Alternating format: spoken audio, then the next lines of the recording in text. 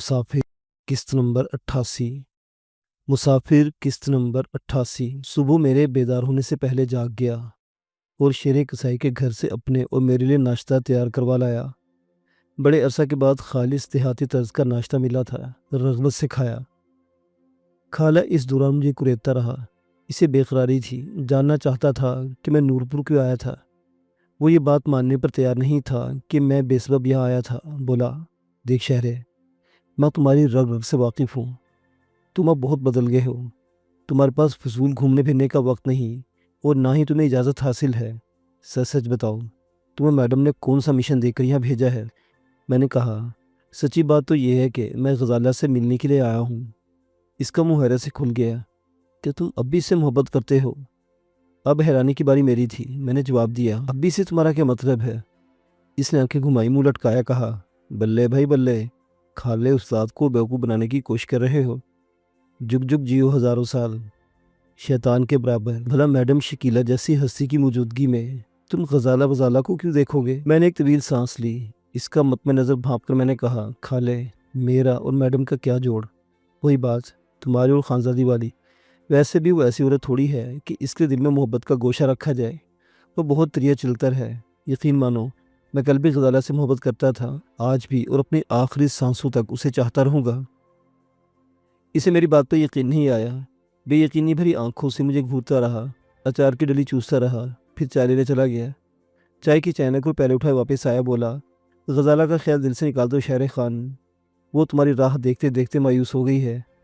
کیوں؟ کیا میں مر گیا ہوں جو وہ مایوس ہو گئی ہے؟ وہ میری ہے بس، میں اتنا ہی جانتا ہوں، آج نہیں تو کل، آخر کبھی تو مجھے نورپور لوٹنا ہی ہے۔ اگر نہ بھی لوٹ سکا تو اسے وہاں لے جاؤں گا جہاں میرا دانا پانی لکھا ہوگا۔ تم بتاؤ وہ کیسی ہے؟ اس نے کندھے اچکائے، کہا، ویسی ہی ہے۔ اس نے کیا تبدیل ہونا جو پوچھ رہے ہو؟ مجھے اس کے بے نیازانہ رد عمل پر غصہ آیا، مگر وہ میری پرواہ کے بغیر بولا، شہرے، بہتر یہ ہے کہ تم میڈم سے شادی کر لو، ہماری زندگی بن جائے گی، یہ خانزادے تمہاری گرد کو بھی نہیں پہنچ سکیں گے۔ میں جانتا ہوں کہ تم کبھی نورپور لوٹ کر نہیں سکو گے، آگے اور آگے ناک کی سیدھ میں چلتے جاؤ گے۔ تم سچ کہتے تھے کہ ایک نہ ایک دن قسمت کی دیوی تم پر مہربان ہو جائے گی اور تمہارے سارے دل درد دور ہو جائیں گے۔ بس وہ قسمت کی دیوی میڈم کے روپ میں تمہاری زندگی میں آ چکی ہے۔ ایک تم ہو کر منزل تمہارے پیچھے بھاگتی ہے، ایک یہ بدبخت خالہ استاد ہے جو اپنے دل کی رانی پر اپنے دل کی کیفیت بھی ظاہر نہیں کر سکتا۔ خالے، مجھے الٹی پتی مت پڑا، چھوڑو میڈم اور غزالہ کی باتوں کو، یہ بتاؤ کہ میں مراد بخش دیوانے سے کیسے اور کہاں مل سکتا ہوں؟ کہ اس پر اپنا آپ ظاہر کرنے کا خطرہ مول لے سکتا ہوں؟ وہ کچھ دیر سوچ میں غلطانہ پھر بولا، ہے تو وہ یارباش بندہ، غدار اور یارمار نہیں، مگر آج کل یارن خان کے آگے پیچھے دم ہلاتا رہتا ہے۔ کیا خبر خان کی خوشنودی کے لیے تمہارا راز نہ رکھا جائے اور خان کے پاس جا کر بک دے۔ اس صورت میں تمہارے لیے کوئی نئی مصیبت کھڑی ہو جائے گی، مگر میں اس سے ملنا چاہتا ہوں، کیا کروں؟ تم اس سے کیوں ملنے پر بضد ہو؟ یارن خان کے بارے میں کچھ معلومات لینی ہے۔ تو یوں کہو نا، اس مشن پر نورپور آئے ہو، مسلسل چکر دیتے آئے ہو، ایسی بھی بات نہیں ہے، تو پھر تمہیں یارن خان کی ٹو لگانے کی کیا ضرورت ہے؟ خالے نے غصہ بھری نظروں سے گھورا۔ ٹھیک ہے یار، ایسا ہی صحیح، آج میری قسمت اچھی ہے، تمہارے گھر والے فرید آباد گئے ہوئے ہیں، تم غزالہ کو یہاں لے آؤ۔ میرے دل کی بات زبان پر آ گئی۔ اس نے مجھے عجیب سی نظروں سے دیکھا، شاید اسے میرا دماغ چل جانے کا شبہ ہوا تھا۔ بولا، کیسے لے آؤں؟ وہ گلی میں بیٹھی ہے نا، کس کا ہاتھ پکڑ کر یہاں لے آؤں؟ بھوتنی کے بتایا تو تھا کہ وہ بخت خان کی حویلی میں رہتی ہے، وہ باہر نہیں آتی، تو میں حویلی کے اندر نہیں جا سکتا۔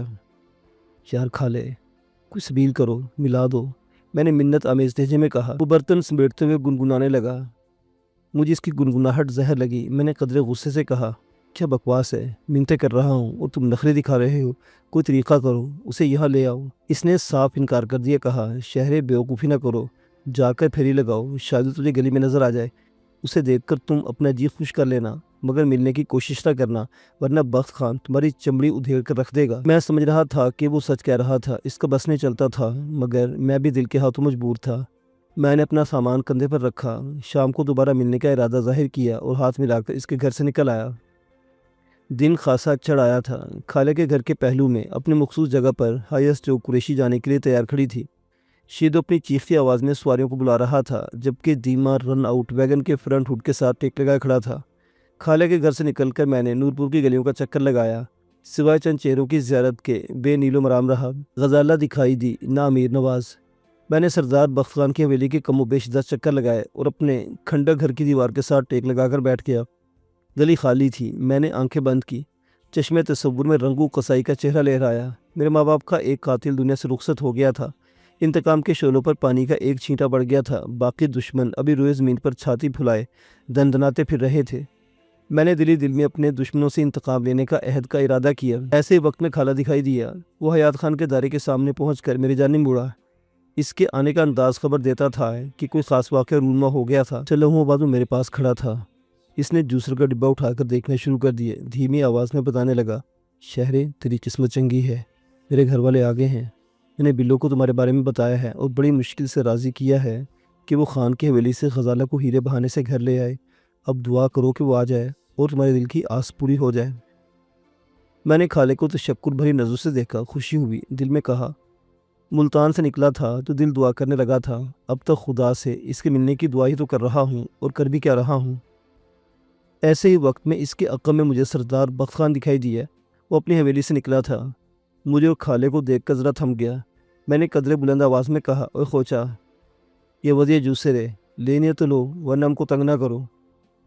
میری بات سن کر سردار بخت خان کے لبوں پر مسکراہٹ ابھری۔ وہیں سے خالے کو مخاطب کر کے بولا، اوے خالے، بھائی کیوں تنگ کرتے ہو غریب کو، اسے مزدوری کرنے دو۔ خالہ پلٹا ہنس کر بولا، خان جی دل لگی کر رہا ہوں اس سے، ہم غریبوں نے کیا خریداری کرنی ہے۔ بخت خان باوقار انداز میں چلتا ہوا ہمارے قریب آ گیا۔ اس نے مجھ سے کچھ خریدنا نہیں تھا مگر میرا سامان دیکھنے لگا۔ میں ایک کے بعد دوسرا ڈبہ نکال کر اس کے ہاتھ پر رکھ دیتا اور بڑے جوش کے عالم میں اپنے سامان کی تعریفیں بھی کرتا۔ اس نے مسکراتی ہوئی نظروں سے مجھے دیکھتے ہوئے کہا، اوے خان، یہ تو 2 نمبر مال ہے۔ میں نے جھٹ سے کہا، نہیں خان بابا، قسم سے اصل جاپانی مال ہے، اب نے خود میڈ ان جاپان کے سٹیکر لگائے ہیں۔ وہ میری بات سن کر کھلکھلا کر ہنسا۔ میں اسے بغور دیکھا، وہ بدلا نہیں تھا۔ وہی رنگ ڈھنگ، وہی وجاہت اور مزاج کی نزاکت۔ بلا شبہ اس کا بڑھاپا بھی بہت وجیح تھا۔ اس نے خالے کو مخاطب کیا، کوئی شے لینی ہے؟ خالے نے انکار میں سر ہلایا۔ بخت خان نے مجھ سے کہا، جس مال پر تم نے میڈ ان جاپان کا سٹیکر نہیں لگایا وہ نکال کر اسے دے دو۔ میں نے ایک بلینڈر نکال کر خالے کو تھما دیا۔ بخت خان نے جیب میں ہاتھ ڈالا، مجھ سے رقم پوچھی۔ میرے بتانے پر اس نے رقم نکال کر میرے ہاتھ پر رکھ دی۔ خالے نے کہا، خان جی یہ لیں، اچھا ہے۔ بخت خان پلٹا، چند قدم رک گیا، شاہانہ انداز سے پلٹ کر بولا، خالے یہ میں نے تمہارے لیے خریدا ہے، جاؤ صفوں کو دے دو، وہ کسی لڑکی کے داج میں رکھ دے گی۔ خالے نے تشکر امیز نظروں سے خان کو دیکھا۔ خان آج بھی کھلے دل کا مالک تھا۔ وہ آہستہ آہستہ قدم اٹھاتا گلی میں سیدھا چلتا گیا۔ جب تک وہ یارن خان کی حویلی میں داخل نہیں ہو گیا ہم دونوں اس کی پشت کو گھورتے رہے۔ خالہ بولا، اللہ خیر کرے، آج کل دونوں میں سے ہوا نہیں گزرتی۔ مجھے بھی حیرت ہوئی تھی۔ بخت خان اور یارن خان کے مزاج میں زمین و آسمان کا فرق ہے، خدا جانے کیوں کر تعلقات خوشگوار ہو گئے دونوں کے۔ یہ آنے والے الیکشن کا کمال ہے، خالے نے دانش مندانہ طور پر کہا۔ ایسے ہی وقت میں جب خالہ بلینڈر کا ڈبہ اٹھائے جانے کے لیے پلٹا، خالے کی بہن خالدہ عرف بلو دکھائی دی۔ وہ سب چادر میں لپٹی ہوئی تھی اور تیز تیز قدموں سے ہماری طرف آ رہی تھی۔ اس نے آدھا چہرہ چھپا رکھا تھا۔ چند لمحوں بعد وہ خان کی حویلی کے بڑے گیٹ پر پہنچ گئی۔ رک کر ایک نظر میں دیکھنے کے بعد حویلی میں گھس گئی۔ میں نے خالے سے کہا، یہ بلو کو کیا ہوا؟ بہت کمزور ہو گئی ہے۔ ہاں بیمار شمار رہتی ہے، سرکاری ڈاکٹر کہتا کہ پیٹ میں السر ہے، ڈاکٹر نہیں کہتے کہ رسولی ہے، ماں کہتی اس پر سایہ ہو گیا ہے، خدا جانے کیا ہے، دن بدن سوکھ کر کانٹا ہو رہی ہے۔ تم اسے ملتان لے آتے، وہاں کسی بڑے ڈاکٹر سے چیک اپ کرواتے۔ میں نے تعصب سے کہا، خیال ہی نہیں رہا، چند دنوں تک اسے ملتان لے کر آؤں گا، اب میں چلتا ہوں، تم یہیں رک کر دیکھتے رہنا، اگر بلو کے ساتھ غزالہ حویلی سے نکلے تو تم بھی فوری طور پر میرے گھر پہنچ جانا، دکان کے چھپر تلے بیٹھنا، ذرا دیکھ بھال کے۔ ہاں میں نے اس بات میں سر ہلایا اور خالے کے جانے کے بعد ایسا کرنے سے مجھے عجیب سا روحانی سکون ملتا تھا۔ میں نے دانستہ طور پر رقم نکال کر جھولی میں رکھ لی۔ اب مجھے دیکھنے والا ہی سمجھتا کہ میں اپنی پکری شمار کر رہا ہوں، کمائی کا حساب کتاب کر رہا ہوں۔ میرے عقب میں میرا گھر تھا جب میرے والدین کو بے دردی سے موت کے گھاٹ اتارا گیا تھا۔ میرے سامنے کالے بزدار کا خستہ حال مکان اور ملکہ سردار وریام خان کی حویلی واقع تھی۔ میرے بائیں ہاتھ پر نورپور کی اکلوتی مسجد تھی جس کے عقب میں مولوی کا مکان تھا۔ یہ سلطنت میری تھی، آج اجنبی تھی۔ وقت ایسے ہی بدل جاتا ہے۔ مجھے یوں محسوس ہو رہا تھا کہ نورپور کے در و دیوار سے حسرتیں جھانک کر مجھے دیکھ رہی ہیں، باوجود یہ کہ یہ محض میرا خیال تھا مگر بہت توانا تھا۔ اسی حالت میں بیٹھے ہوئے خاصی دیر گزر گئی۔ کوئی پونت جب مجھے بھوک اور پیاس نے ستانا شروع کر دیا، میری امید برلائی۔ بخت خان کی حویلی سے سبز چادر میں لپٹی خالدہ برآمد ہوئی۔ اس کے عقب میں گہرے کلیجی رنگ کے کپڑوں میں چھپی ہوئی غزالہ تھی۔ دونوں پہلے آگے پیچھے پھر برابر چلتی ہوئی خالہ کے گھر کی طرف چلی گئی۔ میں انہیں ایک ٹک دیکھتا رہا۔ ایسے وقت میں کالے بزدار کی سالی میدو نے اپنے چوبی دروازے سے جھانکا۔ مجھے دیکھ کر تیر کی طرح میری طرف آئی۔ تم وہی پٹھان ہونا جس سے میں نے ایک استری لی تھی۔ اس نے مجھے پہچان لیا تھا۔ بڑی شریر لڑکی تھی۔ میں نے گھبرا جانے کی اداکاری کی۔ کیا ہوا؟ کیا وہ خراب ہو گیا ہے؟ وہ اصلی جاپانی نہیں تھی۔ اس کے لہجے میں غصے کی آمیزش تھی۔ اپنے دماغ کا علاج کرو بی بی۔ 600 میں اصلی جاپانی استری کہاں سے ملتا ہے؟ مگر تم نے تو یہی کہا تھا۔ ہم تو اب ہر کسی سے ہی بولتا ہے۔ میں نے کہا وہ استری خراب ہو گیا ہے۔ اس نے نفی میں سریلا مسکرائی۔ اس کے انداز سے پتہ چلا کہ وہ مجھے تنگ کرنے کے لیے ڈرامہ بازی کر رہی تھی۔ بولی گلاس کا سیٹ ہے تمہارے پاس؟ میرے پاس واٹر سیٹ تھا مگر سودے بازی کا وقت نہیں تھا۔ میں نے نفی میں سر ہلایا۔ وہ بولی پٹھان تم جھوٹ کیوں بولتے ہو؟ یہ تو پڑا ہوا ہے۔ اس نے ایک ڈبے کی طرف اشارہ کیا۔ میں نے شرم ساروں کو جلدی سے کہا یہ 2 نمبر مالے بی بی، چھوڑو اسے نیچے رکھ دو۔ اس نے منہ بنا کر ڈبہ نیچے رکھ دیا۔ اس کی بڑی بہن دروازے میں آ گئی۔ شکر ہوا کہ اس نے میدو کو بلا لیا۔ دونوں بہنیں چلن میں خسر پھسر کرتی رہیں۔ پھر کالے کی بیوی نے قدرے بلند آواز میں کہا اساں کچھ نہ گھنسو پٹھان ونج تھی۔ میں نے سامان اٹھایا اور دل میں شکریہ ادا کرتا ہوا خالے کے گھر کی طرف روانہ ہوا۔ بخشو لوہار کے چھپر تلے جا کر بیٹھ گیا۔ بخشو نے اپنا دھندا ابھی نہیں چھیڑا تھا، دکان بند تھی۔ میں جھلنگا سی چارپائی پر کچھ دیر بیٹھا رہا۔ اگر میں نے یہ سوانگ نہ رچا رکھا ہوتا تو بے دھڑک گھر میں داخل ہو جاتا۔ تھوڑی دیر بعد دکان کا دروازہ کھٹکے سے کھلا۔ خالہ دکھائی دیا۔ مجھے دیکھ کر ہنسا۔ واہ مجنوں، بوہا مل کے بیٹھا ہے۔ میں نے جھینپ کر کہا اور امتحان نہ لو۔ اس نے مجھے سامان سمیت دکان میں آنے کا اشارہ کیا۔ میں نے ارد گرد دیکھا۔ شریف چکی والا کھانستا ہوا حیات خان کے دائرے سے نکل رہا تھا۔ وہ میری طرف متوجہ نہیں تھا۔ میں برق رفتاری سے دکان میں داخل ہو گیا۔ خالد نے بیرون دروازہ بند کر دیا۔ اندرونی دروازے سے نکلتے مجھے وہیں رکنے کا اشارہ کر کے گیا۔ تھوڑی دیر بعد غزالہ میرے سامنے تھی۔ وہ کلیجی رنگ کی پھولدار چادر میں پوری طرح لپٹی ہوئی تھی۔ مجھے دیکھ کر اس کی آنکھوں میں حیرانی بھر گئی۔ پہچان کر دھوکہ کھا گئی۔ وہ شہریار سے ملنے کے لیے آئی تھی مگر یہاں الیکٹرونک کا سامان بیچنے والا گلاب خان منتظر تھا۔ پلٹی واپس جانا چاہی تھی کہ میں لپک کر چادر تھام لی۔ اپنے اصل لب و لہجے میں بولا غزالہ یہ میں ہوں شہرا، تمہارا شہریار۔ وہ تڑپ کر مڑی، مجھے بغور دیکھا۔ آنکھوں میں بری بے یقینی پھر فور شناسائی میں بدل گئی۔ چہرے کو چھپانے والی چادر سرک گئی۔ وہ ہائے کہتے مجھ سے لپٹ گئی۔ اس کی بے ساختگی نے مجھے سنبھلنے کی مہلت نہیں دی، جس کی وجہ سے میں بری طرح لڑکھڑا گیا۔ فوراً سنبھل بھی گیا۔ اسے سینے سے لگا کر بھینچنے لگا۔ اس کی سسکیاں نہ تھمنے والی داستان کی طرح میری سماعت میں اترنے لگی۔ تم نے کیا حلیہ بنا رکھا ہے؟ اس نے بددقت خود کو سنبھالا۔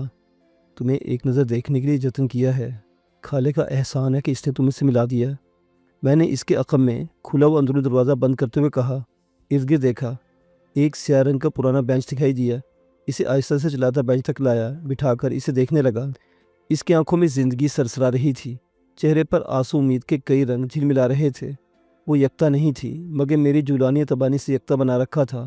وہ حسین تھی مگر ایسی بھی نہیں تھی کہ اس کے بعد کوئی اور چہرہ حسین نہ لگتا، مگر میرا عشق اسے تکمیل دے رہا تھا۔ اس کی جلد گندمی تھی، ملی نہیں تھی۔ اگر تھی بھی تو میڈم شکیلہ کے آگے اس کی تابناکی مان پڑتی تھی۔ میں نے کہا غزالہ کیا تم مجھے یاد کرتی تھی؟ اس نے عجیب سی نظروں سے مجھے دیکھا۔ بولی وہ میرا کون تھا جسے یاد کرتی؟ تمہارا چھپ کر یہاں آنا اور مجھ سے ملنا ظاہر کرتا ہے کہ تم واپس چلے جاؤ گے، ہے نا؟ میں نے اس بات میں سر ہلایا۔ وہ بولی تم مجھے دیکھ رہے ہو، میں تمہیں دیکھتے ہوئے بھی نہیں دیکھ سکتی۔ کہ ایسا ممکن ہے کہ تم کچھ دیر کے لیے اپنا بہروپ اتار دو؟ میں نے نفی میں سر ہلایا۔ نہیں، یہ ایک بار اتر گیا تو پھر دوبارہ نہیں اڑا جا سکے گا۔ تمہاری آنکھوں کا رنگ بھی بدلا ہوا ہے، یہ کیسے ممکن ہے؟ وہ مجھے ایکس رے کرتی نظر سے دیکھ رہی تھی۔ آنکھوں میں لینس فٹ کر رکھے ہیں۔ ان باتوں کو چھوڑو، اپنی باتیں کرو۔ میں نے ملتان میں اپنا گھر لے لیا ہے، کیا تم میرے ساتھ ملتان چلو گی؟ وہ گڑبڑا گئی۔ اور اماں وہ بھی ساتھ چلے گی نا؟ یہ کیسے ممکن ہے؟ وہ پریشان سی ہو گئی۔ وہ نہیں مانے گی۔ یہاں رہنے کے فائدہ ہی کیا ہے؟ نورپور تو خالی ہو گیا ہے۔ شانو، فرزانہ اور موجو میرے پاس ہیں، وہ تمہیں بہت یاد کرتے ہیں۔ میں بھی انہیں بہت یاد کرتی ہوں۔ پروین کہاں ہے؟ کیا مل گئی ہے؟ اس نے پوچھا۔ امیر نواز اکیلا یہاں آیا تھا، تو کیا وہ امیر نواز کے ساتھ نہیں تھی؟ میں نے انکار میں سر ہلایا۔ نہیں، مگر وہ خیریت سے ہے، میں اس سے مل چکا ہوں۔ میں اسے بتانا چاہتا تھا کہ امیر نواز اور پینو نے شادی کر لی ہے، پھر یہ سوچ کر خاموش رہا کہ غزالہ کو بتانے سے پورے نورپور کی لڑکیوں کو خبر ہو جانا تھی۔ راز نہیں رہنا تھا۔ کہاں ہے وہ؟ تمہاری بات سے لگتا ہے کہ وہ تمہارے پاس نہیں، اسے جھوٹ بولتے ہو۔ اس نے قدرے تشکیک آمیز انداز میں استفسار کیا۔ وہ میرے پاس نہیں ہے مگر ٹھیک ٹھاک ہے، جلدی میں اسے اپنے پاس لے جاؤں گا، میں نے اکتاوے انداز میں کہا۔ مگر اماں یہاں سے نہیں جائے گی، تم اپنی بات کرو، میں وہاں جا کر کیا کروں گی؟ اس کے ہونٹ کانپے۔ ہم دونوں شادی کر لیں گے۔ میرے توقع کے مطابق وہ شرمائی نہیں، یوں لگا جیسے اس نے میری بات سنی ہی نہیں تھی۔ بولی، بلو نے مجھے بتایا تھا کہ تم وہاں کسی عورت کے چکروں میں پڑے ہوئے ہو، اس سے شادی کرنا چاہتے ہو ملتان میں، کیا یہ سچ ہے؟ اس کے دل کی بات لبوں پر آ گئی، ساتھ ہی آنکھیں پھر نم ہو گئی۔ میں نے ایک طویل سانس لی۔ خالد نے بلو کو میڈم کے بارے میں بتایا ہوگا، میرا اور میڈم کا تعلق اس پر آشکار کیا ہوگا، اس نے غزالہ کے کانوں میں پگھلا ہوا سیسا اتار دیا ہوگا۔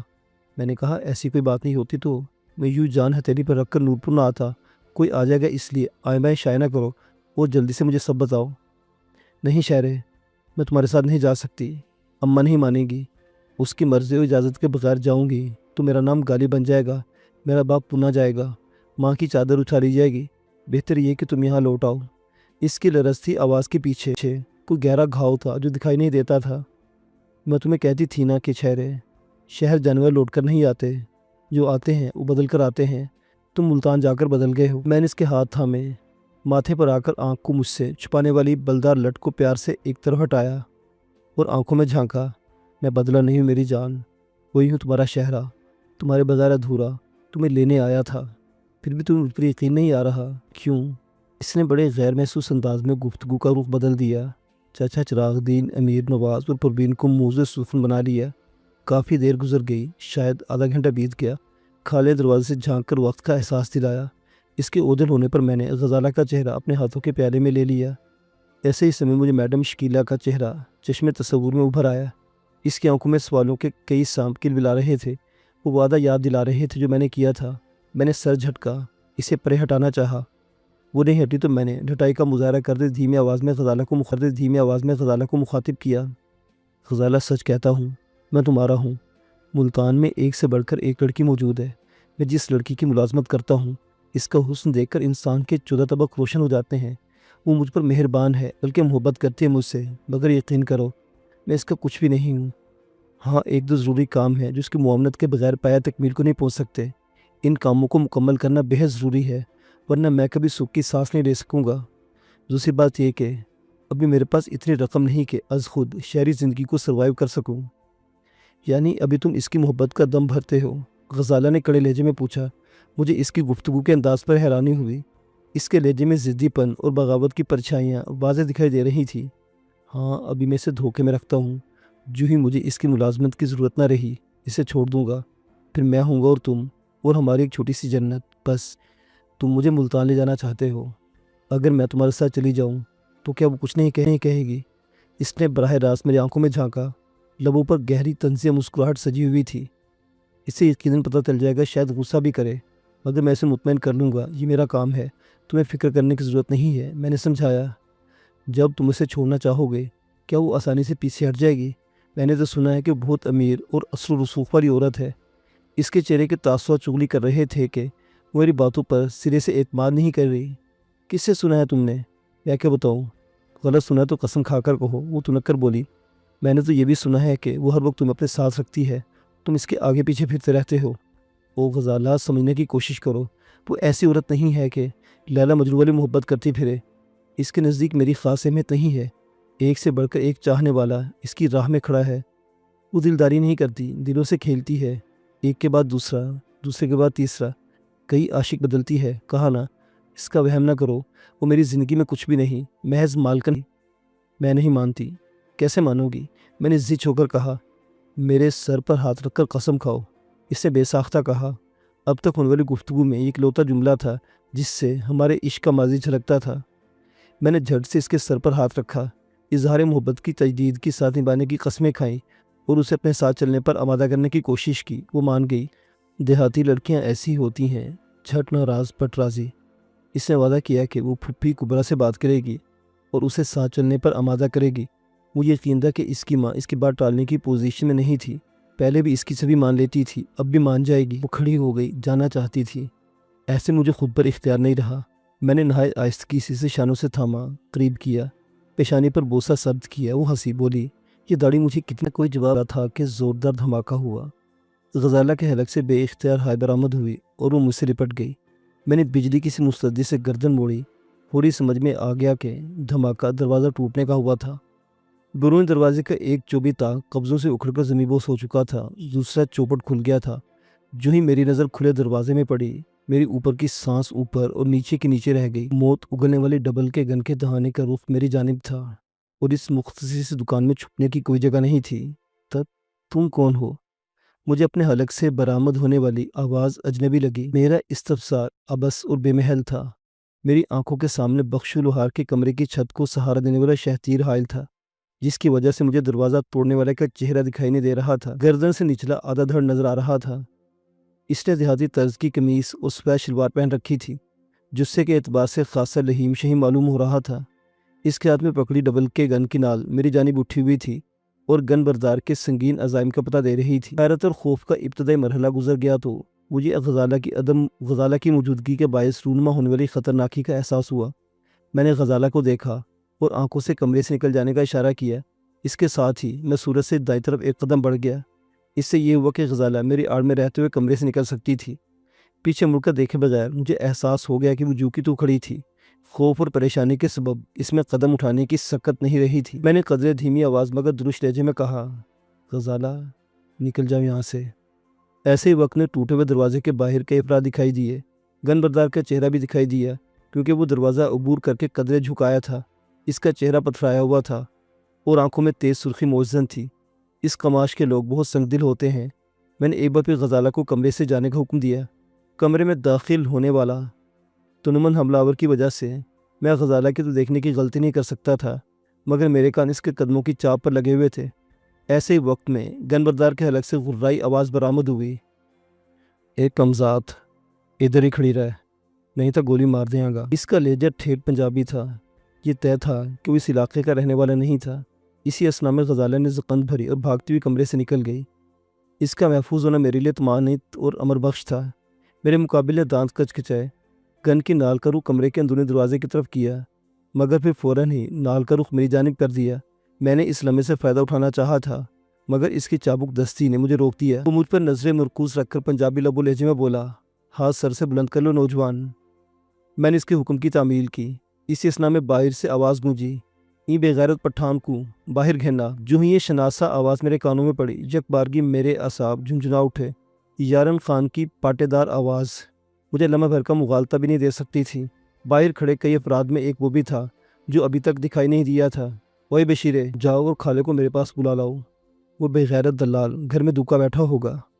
یارن خان کی کڑکدار آواز سنائی دی، کنجر کے پتر نے گھر کو کوٹھا بنا رکھا ہے، دلالی کرتا ہے، اسے بھی آج دیکھ ہی لیتا ہوں۔ اس دوران لہیم جسے والا شخص مستدی سے گھوم کر میرے پہلو میں پہنچ گیا۔ گن کی نال میری پسلیوں میں چبو کر خشنگی آنکھوں سے باہر چلنے کا اشارہ کرنے لگا۔ اس نے ابھی تک کسی غلطی کا مظاہرہ نہیں کیا تھا، ورنہ میں اس پر حملہ کرنے میں ایک پل کی تاخیر نہ کرتا۔ ناچار اس کے دھکیلنے پر پہلو کے بل چلتا ٹوٹے ہوئے دروازے تک پہنچا۔ ایک نظر دیکھنے پر ہی پتہ چل گیا کہ یارن خان اپنے لاؤ لشکر سمیت باہر موجود تھا۔ اس کے پرانے نمک خوار تو میرے ہاتھوں جہنم واصل ہو چکے تھے، اس لیے آج نئے چہرے دکھائی دے رہے تھے۔ سڑک کے پار شیر کسائی کے گھر کی جانب نورپور کے چند شناسا چہرے بھی محو تماشا دکھائی دیے۔ یارن خان کے پہلو میں 3 گن بردار باڈی گارڈ کھڑے تھے، جن مجھے فلفور اپنے نرغے میں لے لیا۔ مجھے بخشو لوہار کی دکان سے گن پوائنٹ پر باہر لانے والے نے مشاکی سے میری تلاشی لی، جو ہاتھ لگا نکال لیا۔ یارن خان نے گہری نظر سے مجھے گھورا، وہ ایک کتے کے بچے، تمہاری جرت کے تم نورپور میں آ کر دن دہاڑے ایسی حرکت کرو، میں تمہارے تھوبڑے کو عبرت کا نشان بنا دوں گا۔ سارا نورپور دیکھے گا اور اپنی آنے والی نسلوں کو بھی تمہارے بھیانک انجام کی کہانی سنائے گا۔ اور لے چلو اسے حویلی میں۔ بشیرہ تیز قدموں سے چلتا ہوا خان کے قریب پہنچا اور بولا، خان جی خالہ گھر میں موجود نہیں ہے، حکم دے تو بخشو کو پکڑ لاؤں۔ میری حالت دیگرگوں تھی۔ میرے اور غزالہ کی ملاقات ایک جان کا تماشا بن کر نورپور کے سامنے آ گئی تھی۔ اگر میں اپنے اصل روپ میں ہوتا تو صورتحال بہتر نہ ہوتے ہوئے بھی اتنی کبیدہ خاطر نہ ہوتی جتنی اب تک میں ہونے والی تھی۔ میں سب کی نظروں میں ایک نوارد پٹھان تھا جس نے نورپور کی عزت پر ہاتھ ڈال کر بقول یارن خان دن دہاڑے ناقابل معافی جرم کا ارتکاب کیا تھا۔ اوئے بشیرے، جا اپنے سائیں کو ادھر بلا لا، بڑا خان بنا پھرتا ہے، مونچھ تلے گندگی کی پوٹ رکھ کر ناک اونچی رکھتا ہے۔ میں فلفور سمجھ گیا کہ اس کا اشارہ سردار بخت خان کی طرف تھا، کیونکہ بشیرہ بخت خان کا خاص ملازم تھا اور غزالہ اپنی ماں سمیت بخت خان کی حویلی میں اقامت پذیر تھی۔ بشیر نے ادھر دیکھا، پھر تیز قدموں سے بخت خان کی حویلی کی طرف بڑھ گیا۔ یارن خان کے اشارے پر مجھے نرغے میں لینے والوں نے خان کی حویلی کی طرف دھکیلنا شروع کر دیا۔ میرا ذہن بڑی تیزی سے کام کر رہا تھا اور اس مرگ مفاجات سے کسی تو نکلنے کی ترکیب سوچ رہا تھا، مگر عافیت کی راز سجائی نہیں دے رہی تھی۔ عجیب انداز سے الجھ گیا تھا۔ اگر میں اپنی اصلیت یارن خان پر آشکار کر دیتا تو اپنی یقینی موت کا سامان کرتا، اگر خاموش رہ کر بددستور پٹھان بنا رہتا تو اس سے خیر کی توقع نہیں کی جا سکتی تھی۔ وہ غیرت کے نام پر میرا بھرکس نکالنے والا تھا۔ جو ہی میں حیات خان کے دائرے کے قریب پہنچا، یارن خان کی حویلی کی طرف مڑا، بخت خان گلی میں بشیرے کے ساتھ کھڑا دکھائی دیا۔ وہ غالباً بشیرے سے اس معاملے کی نوعیت اور جزیات کے بارے میں دریافت کر رہا تھا اور سنگینی کو بھانپنے کی کوشش کر رہا تھا۔ ایسے میں خالے کے گھر سے بخشو لوہار برآمد ہوا۔ خان کے ایک کرندے نے اسے اپنے ساتھ لیا اور ہمارے پیچھے چل پڑا۔ میری وجہ سے خالے کا گھر بھی زیر افتاد آ گیا تھا۔ اس میں کوئی کلام نہیں تھا کہ یارن خان پرلے درجے کا کینہ پرور شخص تھا۔ وہ بے حیائی کا جواز بنا کر خالے کے خاندان کی تکہ بوٹی کر سکتا تھا۔ سلگتے ہوئے ذہن کے ساتھ میں کایا گن برداروں کے نرغے میں چلتا یارن خان کی حویلی میں داخل ہوا۔ یارن خان مجھ سے چند قدم آگے روایتی تمطراق سے چل رہا تھا۔ اس نے ابھی تک پلٹ کر میری جانب نہیں دیکھا تھا، اور نہ اس نے یا اس کے کسی کارندے نے مجھے مخاطب کیا تھا۔ حویلی کا دیکھا بالا کوریڈور عبور کر کے مجھے شاہانہ طرز کے ڈرائنگ روم میں لایا گیا، جہاں یارن خان صوفے پر پراجمان ہو گیا۔ مجھے وسیع اس ڈرائنگ روم کے وسط میں کھڑا کر کے گن بردار چند قدم پیچھے ہٹ گئے۔ ایک سیاہ باڈی گارڈ یارن خان کے عقب میں جا کھڑا ہوا اور مجھے نشانے پر لے کر خوناشام نظروں سے گھورنے لگا۔ اس کی مضطرب انگلی گن کے ٹریگر پر کانپ رہی تھی اور مجھے تنبیہ کر رہی تھی کہ میری معمولی سے مشکوک حرکت میرے لیے موت کا سامان پیدا کر دے گی۔ میں نے گردن موڑ کر دوسرے لوگوں کی طرف نہیں دیکھا تھا، کیونکہ مجھے یقین تھا کہ دروازے کے پاس بینہ اس حالت میں کھڑے ہوں گے جس پوزیشن میں سیاہ فام گن بردار کھڑا تھا۔ ہاں بھائی بول، تیرا نام کیا ہے؟ خان کی شعلے اگلتی آنکھیں مجھ پر مرکوز تھی۔ میں نے چند لمحے سوچا، بجا کہ میرا بیس مجھے کوئی تحفظ یا فائدہ نہیں دے سکتا تھا، مگر یہ بھی طے تھا کہ میرا اصل روپ آشکار ہونے پر خان برانگیختہ ہو کر مجھے گولیوں سے بھول ڈالنے کا حکم صادر کر دیتا۔ سردست میں نے پٹھان بنے رہنے کا فیصلہ کہا۔ خان جی، میں گلاب خان ہوں۔ کدھر سے آئے ہو؟ ادھر پخور سے۔ تمہارا خالے سے کیا تعلق ہے؟ کچھ بھی نہیں۔ پھر اس نے تم اپنی ورکشاپ میں کیوں گھسنے دیا حرامزادے؟ یارن خان کی آنکھیں شعلے اگلنے لگی۔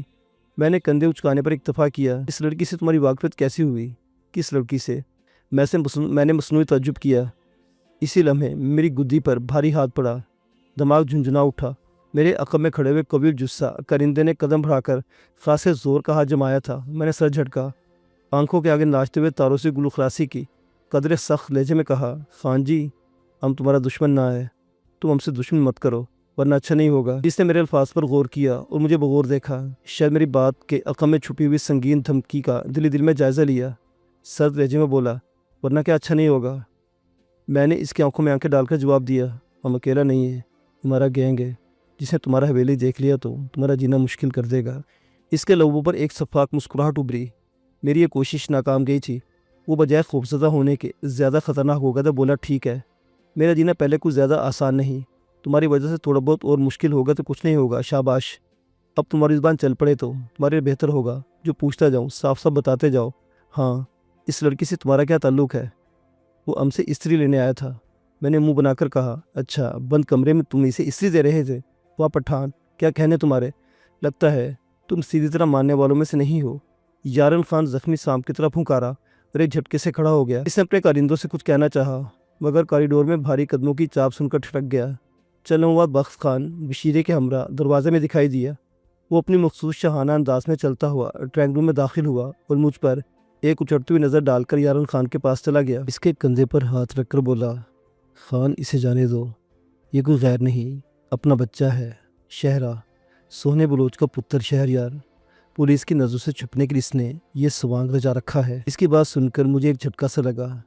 اس نے مجھے کیسے ایک نظر میں پہچان لیا تھا؟ کم و بیش حیرانی کی یہی کیفیت یارن خان پر طاری ہوئی۔ وہ مجھے تشکیک آمیز نظروں سے گھورتے بولا، مگر بخت خان، یہ شہرہ تو نہیں، داڑھی مونچھ تو نقلی ہو سکتی ہے، مگر دیکھو، اس کی تو آنکھیں تک نیلی ہیں۔ نور پور میں شہرے سمیت کسی بھی شخص کی آنکھیں نیلی نہیں ہیں۔ بخت خان نے مجھے دیکھا۔ اس کی آنکھوں میں شکوک و شبہات کے ڈورے تیرے۔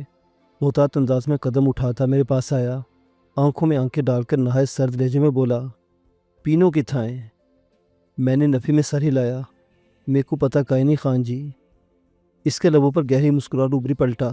یارن خان سے مخاطب ہوا، خان یہ شہر ہی ہے، اس نے آنکھوں میں کچھ ڈال رکھا ہے۔ میں اس دم فراموش کر بیٹھا تھا کہ میں نے اس سے یا کسی سے بھی اسرائیل کی زبان میں بات نہیں کرنا تھی۔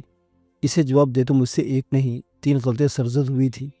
ایک تو میں نے آواز نہیں بدلی تھی، دوسری غلطی یہ کی تھی کہ میرا لہجہ سرائیکی تھا، اور تیسرا مجھ سے اس فاش غلطی کا ارتکاب ہوا تھا کہ میں نے سوال کی نوعیت کو سمجھے بغیر پینو کے بارے میں لا علمی کا اظہار کر دیا تھا۔ اصولی طور پر مجھے حیرت کا اظہار کرنا چاہیے تھا کہ پینو کون ہے، اور میں پینو کو نہیں جانتا۔ یارن خان نے کہا، ٹھیک ہے بخت خان تم جاؤ، میں اسے چھوڑ دوں گا۔ بخت خان نے نفی میں سر ہلایا، نہیں خیم، میں اسے لے کر جاؤں گا، مجھے اس سے بہت کچھ پوچھنا ہے۔ اوئے یہ بندوقیں نیچی کرو، خامخواہ فلمی سچویشن مت بناؤ۔ یارن خان نے سرد نظروں سے مجھے دیکھا اور پھر بخت خان کو گھورا بولا، اگر یہ واقعی شہرہ ہے تو اسے نورپور میں چوروں کی طرح آنے اور بے غیرتوں کی طرح عزت میں نقب لگانے کی اجازت نہیں جا سکتی۔ یہ ہمارے خاندان کا مجرم ہے، اسے سزا ملنی چاہیے۔ نہیں خان، یہ کسی اور سے نہیں، اپنی منگیتر سے ملنے کے لیے آیا تھا۔ بخشو لوہار کی دکان میں اسی سے مل رہا تھا۔ بخشو اس کے پتر کھالے کا کوئی قصور نہیں، انہیں اس کی اصلیت کا علم تھا، اس لیے انہوں نے اس سے ملاقات کی اجازت دے دی۔ تمہیں سارے ڈرامے کا کیسے پتہ چلا؟ یارن خان کے لہجے میں تشکیک بھری ہوئی تھی۔ اس کی منگیتر غزالہ مائی سے تمہارے ادھر آتے ہوئے بھاگ کر میرے پاس پہنچی اور اس نے مجھے ساری رام کہانی سنائی۔ اچھا میں چلتا ہوں۔ چلو بھائی شہر میاں، ذرا تم سے حساب کتاب کر لوں۔ مجھے ساتھ چلنے کا اشارہ کر کے بخت خان نے کمرے سے نکلنا چاہا۔ یارن خان نے اپنے کرندوں کو اشارہ کیا، گری ہوئی بندوقیں اٹھ گئیں۔ پہلے میں نشانے پر تھا، اب میرے ساتھ بخت خان بھی نشانے کی زد میں تھا۔ بخت خان نے کرندوں کو غصہ بھری نظروں سے دیکھا، پھر پلٹ کر یارن خان سے مخاطب ہوا، خان اپنے بندوں سے کہو بندوقیں نیچی کر لیں۔ نہیں بخت خان، شہرہ میرا مجرم ہے، یہ میری مرضی سے جائے گا۔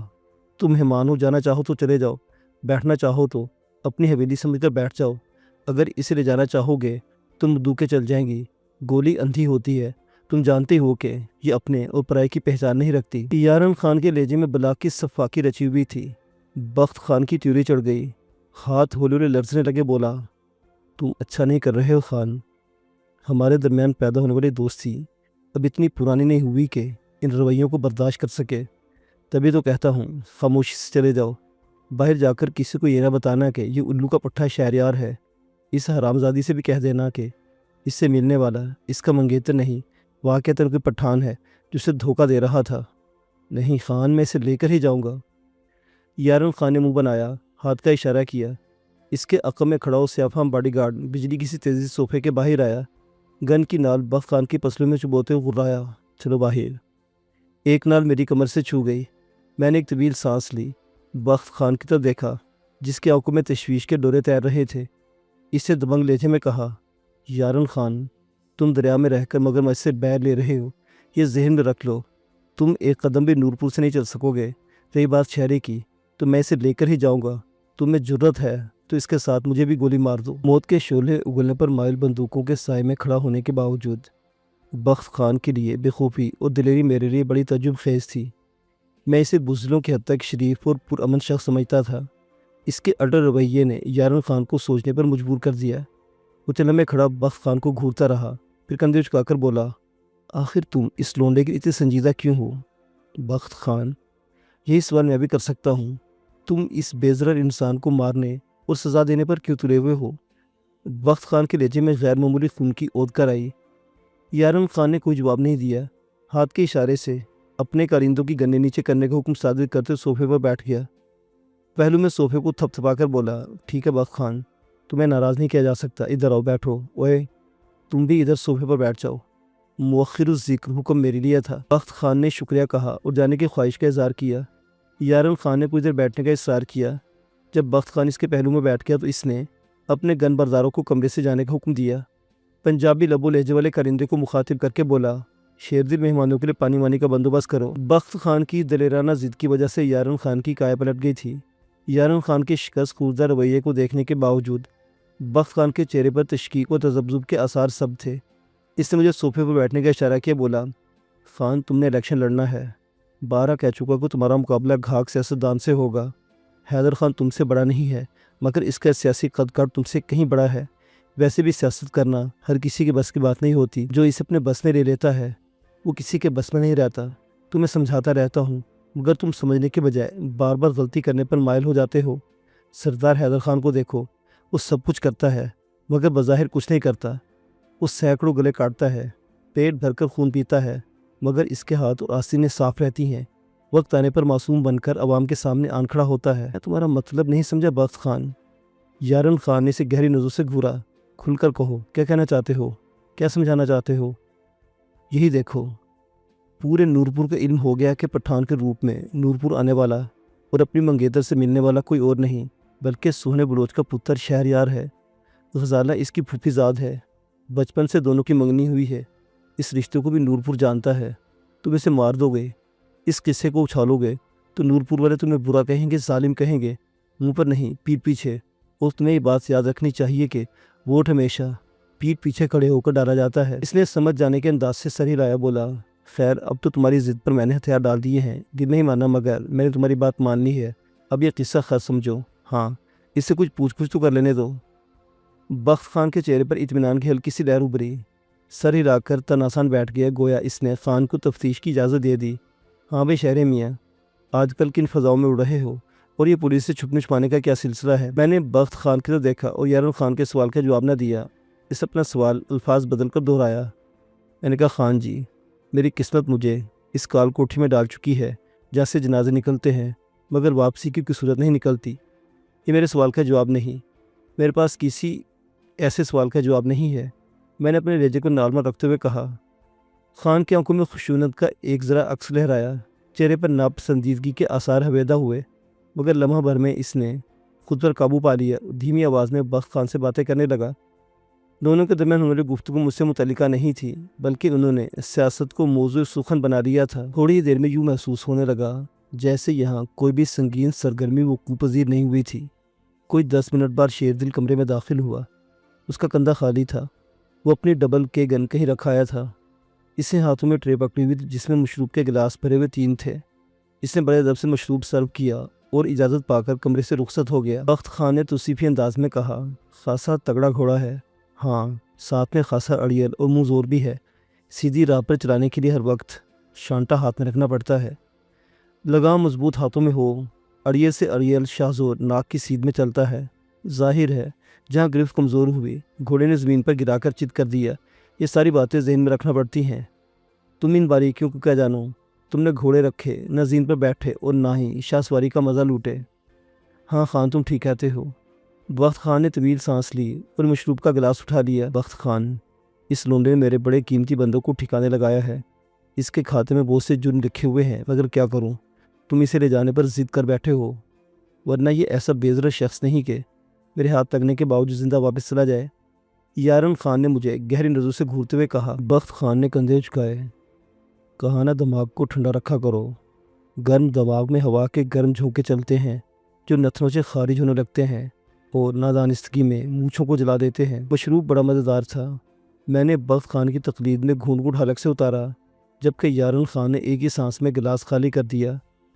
طبیعت نے مزہ لیا مگر دل ابھی سواد سے پوری طرح سرشار نہیں ہوا تھا کہ ہوش اڑنے لگے۔ عجیب طرح کا بھاری پن رگوں پہ میں سرایت کرنے لگا۔ ابھی اپنی اس کیفیت کو سمجھنے کی کوشش کر ہی رہا تھا کہ سر چکرانے لگا۔ ڈرائنگ روم میں پڑا ہوا فرنیچر آنکھوں میں دھندلانے لگا۔ میں نے سر جھٹک کر یارن خان کی طرف دیکھا تو اس کے سراپے نے کئی سائے اگل دیے۔ بخت خان پیشانی سہلاتا ہوا پھٹی پھٹی آنکھوں سے کھلے دروازے کو باہر دیکھ رہا تھا۔ اس کے ذہن کی غلام گردشوں میں بھی مشروب کا نشہ بھر گیا تھا۔ یارن خان کی دھوکہ دہی کا احساس ہوتے ہی میں نے ایک جھٹکے سے کھڑا ہونا چاہا مگر بدن اپنا آپ سہارنے کی طاقت کھو بیٹھا تھا اور میں کمر کے بل صوفے میں گر گیا۔ بخت خان کی آواز میرے کانوں میں پڑی، خان تم نے اچھا نہیں کیا، میں بچہ نہیں ہوں۔ بصارت کی طرح میری سماعت بھی چکرا کر رہ گئی۔ بخت خان کی شکوہ بار آواز کہیں تحلیل ہو گئی۔ ایسے میں میری پلکوں پر بوجھ پڑنے لگا۔ خود کو ہوا میں اڑتا ہوا پایا اور پھر چند ہی لمحوں میں غنودگی کی لہر پوری طاقت سے یلغار کرتے ہوئے مجھے دنیا مافیا سے غافل کر دیا۔ میرا آخری احساس یہی ہوا تھا کہ ہم دونوں نے یارن خان کی معنی خیز مفاہمت کو شکست سمجھنے کی غلطی سرزد کر لی تھی جس کا خمیازہ بھگتنا ناگزیر تھا۔